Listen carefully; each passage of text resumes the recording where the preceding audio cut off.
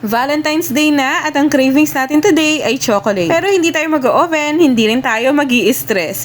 Gagawa tayo ng no-oven chocolate cake crunch. At dahil araw ito ng mga puso, gagamit tayo ng heart-shaped molders at i-DIY lang natin ito using paper cups. This is optional kahit anong hugis pa ng cake mo kung hindi ka mahal ng mahal mo. Ay, aray. Charot lang, back to baking. And for this recipe, gagamit tayo ng relish all-purpose flour na 200 grams or yung isang pack at isisift muna natin ito kasama ng iba pang dry ingredients sa isang mixing bowl. Importante na isift natin yung ating mga dry ingredients para hindi natin ma-overmix yung ating butter at hindi tumigas yung cake natin. Gumamit nga pala ako ng alkalized na cocoa powder at alam nyo ba na meron na rin palang baking soda ang relish. Re-recommend ko to sa mga beginners pa lang na nagbe-bake. Kung ayaw nyo bumili ng naka-box, this is a perfect size dahil 50 grams lang yung isang sachet. And we are gonna use both baking powder and baking soda for this recipe para sa pag-spread at pag-alsa ng ating cake. Sa isang bagong mixing bowl, maglalagay tayo ng tubig at ng asukal at dito na rin natin ihahalo yung ating asin. Hindi natin kailangan ng itlog para sa recipe na ito pero kailangan natin ng vegetable oil katulad ng canola oil, palm oil at ng coconut oil pero mas perfect kapag canola oil ang ginamit ninyo.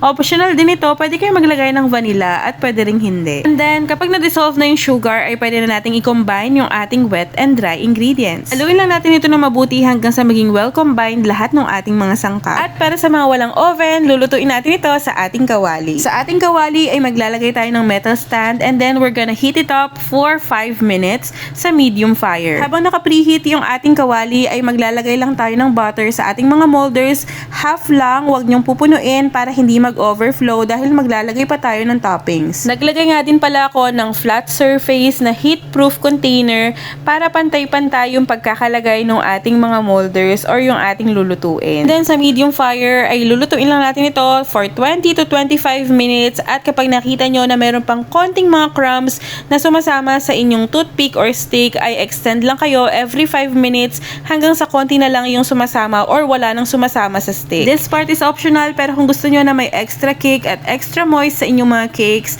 ay magtimpla lang tayo ng 1 tablespoon na kape sa 1 cup na hot water. Bubutasan lang natin yung ating mga cakes using a stick or a toothpick para mas ma-absorb ng ating mga cakes yung ating ginawang espresso. Pwede nyo na nga din itong kainin as is pero dahil ito ay special cake ay gagawa tayo ng extra toppings. Magtutunaw tayo ng dark chocolate, pwede kayong gumamit ng microwave oven or yung bain-marie method at kailangan natin dito ng 3 cups ng cornflakes at ika-crush lang natin ito ng bahagya para medyo madurog ito and then i-combine na natin yung ating melted chocolate.